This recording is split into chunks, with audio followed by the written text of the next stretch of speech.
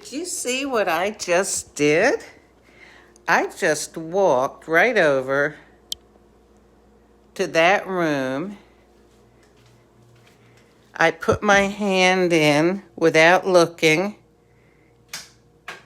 and I flipped on the light. Pretty cool, huh?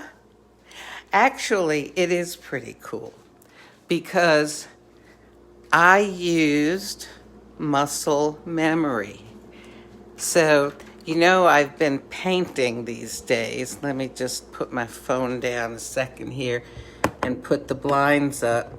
So, I've been painting in watercolor, okay? And that's something that I have never really done before. I started doing it during the quarantine, and I've really been enjoying it. And one of the things that this teacher in a tutorial that I watch on YouTube said is, this is how you do this particular technique, and you have to practice it so you develop muscle memory. And I did what she was doing, and it came out the way she showed it. And then, since I saw that, like maybe 2.5 months ago, I try to do it, and I find that it's not quite that easy.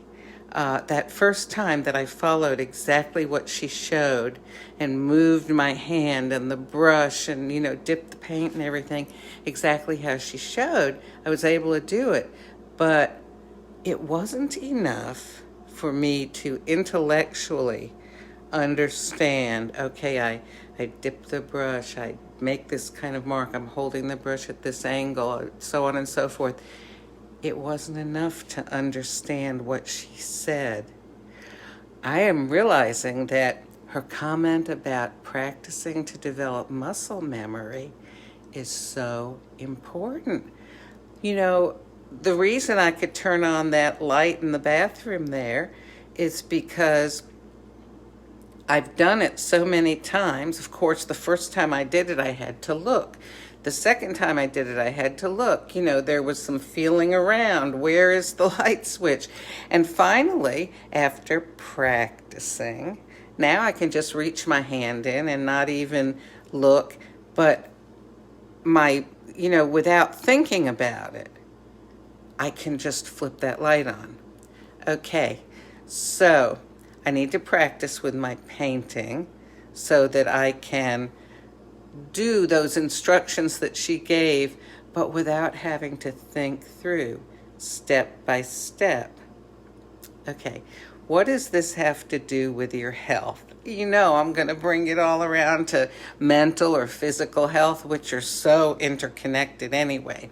Okay, so what kinds of things do you eat and you don't even give it a second thought? Like, oh, I'm driving in the car, I'm hungry, I'll just drive through, McDonald's, Burger King, Chick-fil-A, Captain D's, Zaxby's, you name it. Just whatever is the place that your car sort of automatically drives to.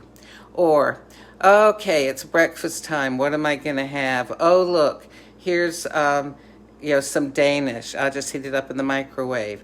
Or, okay, I need a cup of coffee. Let me put in 5 sugars and a whole bunch of cream.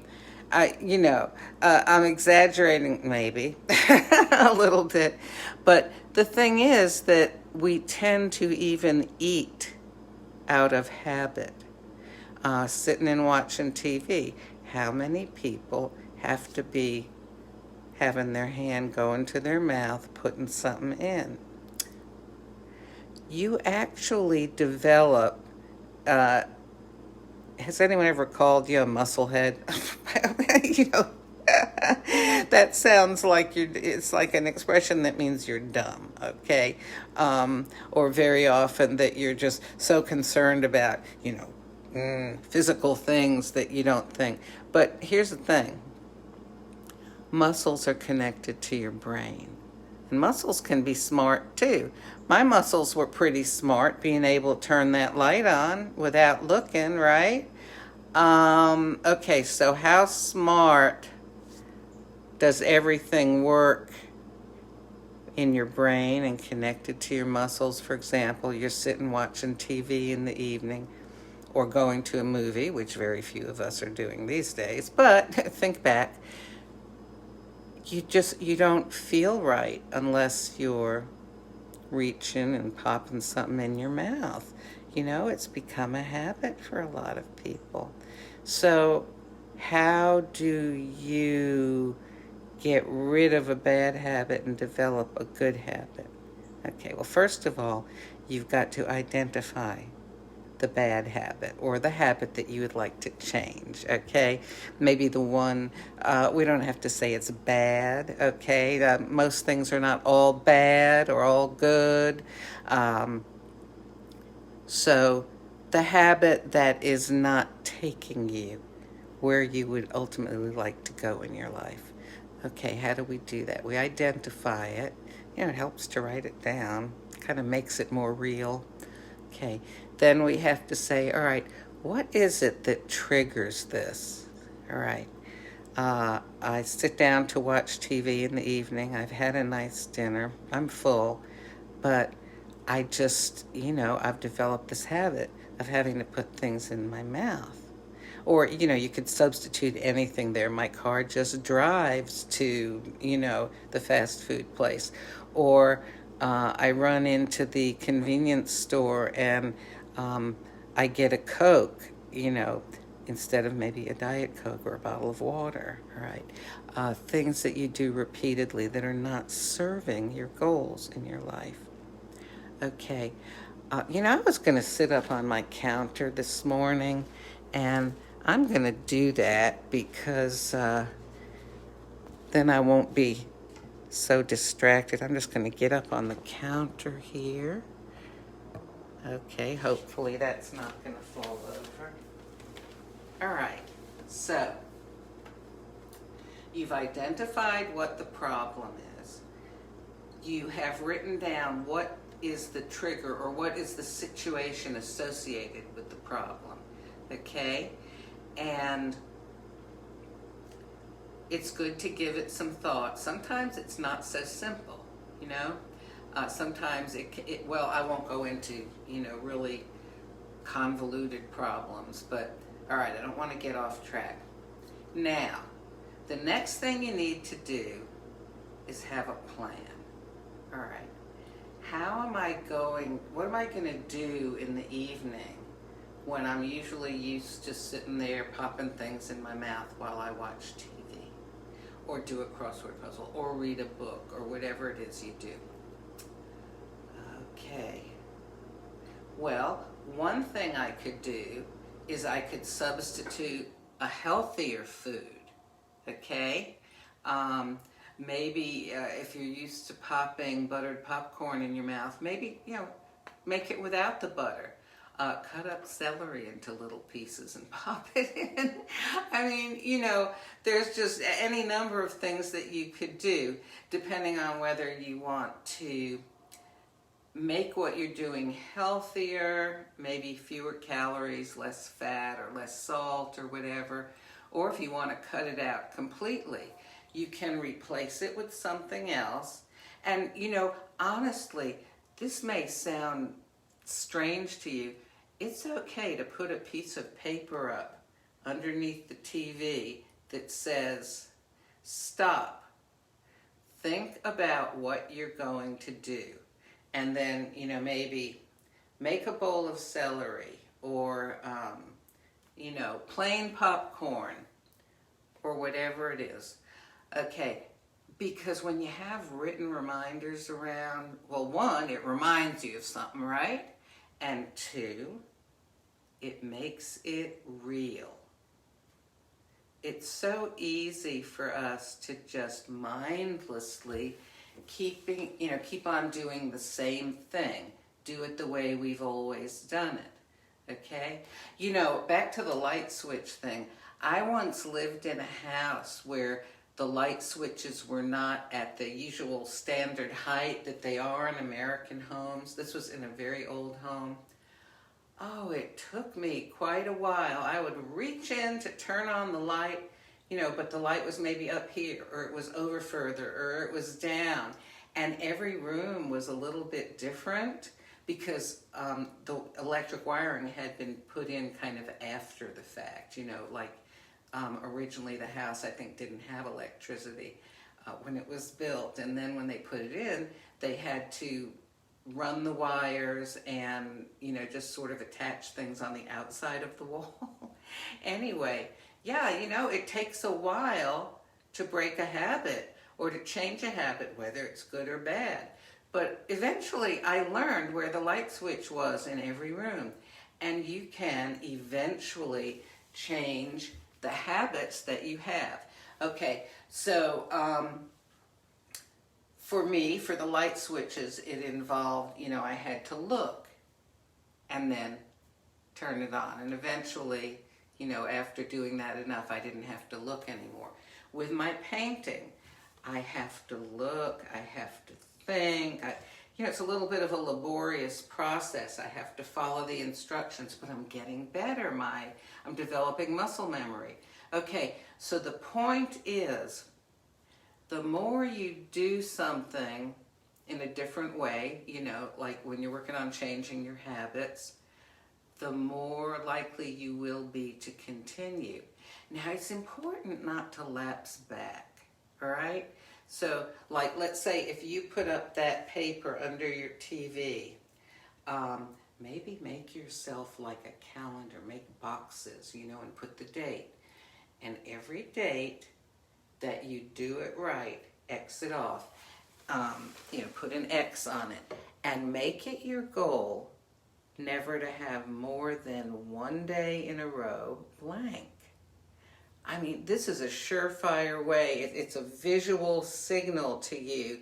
Oh, yes, okay, right, I need to do this. Oh, golly, I didn't do it yesterday. I've got to do it today because I cannot have more than one box without an X in it, more than one in a row. It sounds silly, it sounds childish, but this works. It reminds us, it's almost like somebody going, hey, and it makes you stop and think. All right? So the more you do something a certain way, the more likely you are to continue. So let's say with eating, or like the eating in front of the TV, okay? Do you sit there and eat M&Ms? Get rid of the M&Ms. Don't have them in your house, okay? When you're ready to sit down and relax in the evening, you probably don't want to run out to the store to buy M&Ms. If they're not in the house, you're a lot less likely to be popping them into your mouth, right? So you create more healthy surroundings, a healthy atmosphere, okay? Start out like that. Have your paper under the TV to remind you of what you're doing and to show you how well you're doing, that you're keeping track. And it sounds like, this sounds like a lot of thought and effort. Yeah, that's how you learn something, right? Remember back when you were in school and you were learning, think about math, okay? And you totally didn't understand, and you had to keep practicing, and you had to keep, watching the teacher do it, and you had to follow the steps. And eventually, well, hey, when you go out to the restaurant now, you can figure out immediately what a 15 or 20% tip is because you've learned from practicing. Originally, you didn't know how to do it. You had to follow the instructions. You had to figure it out. It was work. Do you want to be healthy? Do you want to change an unhealthy habit to something that's healthier? The payoff in all of this is that, yes, there's effort involved in the beginning to develop muscle memory or to develop, thinking the right way. But the more you do it, the easier it becomes until it becomes second nature. So just like how I'm learning to paint and I'm practicing so that eventually I'll be able to pick up that brush and do that technique. without having to think it through and look at step-by-step instructions. I know how to turn that light on from, all the years of turning on American light switches, because like the ones in this apartment are pretty standard, okay? They're all put around the same height up from the floor. If somebody throws me a ball, I can catch it, pretty much. How did that happen?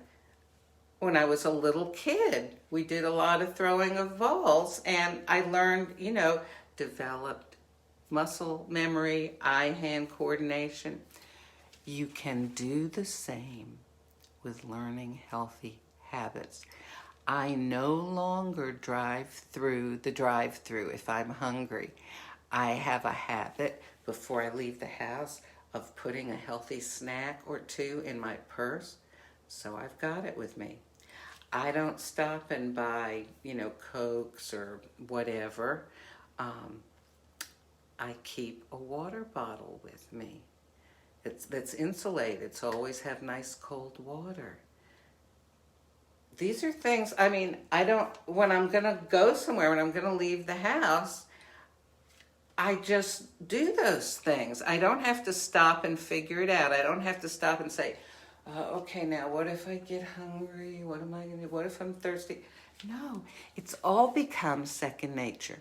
So listen, if you need to change something or learn something or whatever it is, substitute a better habit for one that's not as good, that's not taking you towards your ultimate goals in life. Yes, it'll be a little work in the beginning, but the payoff is then it becomes second nature.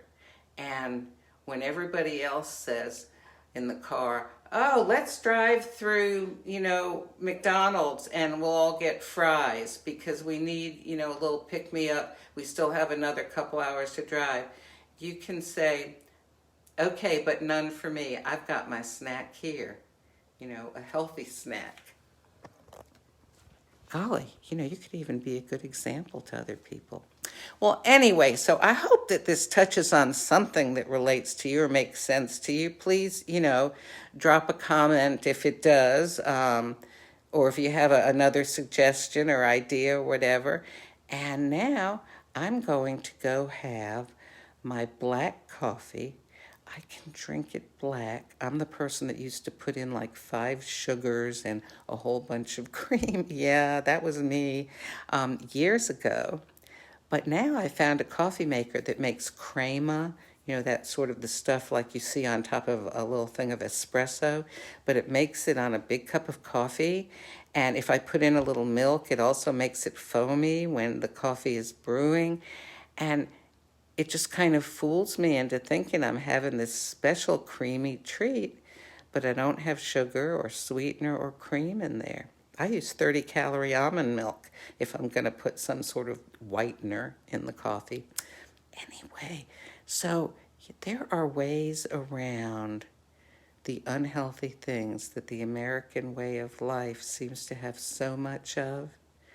There are ways around them. It does take a little work in some cases, but it pays off. Make good choices today.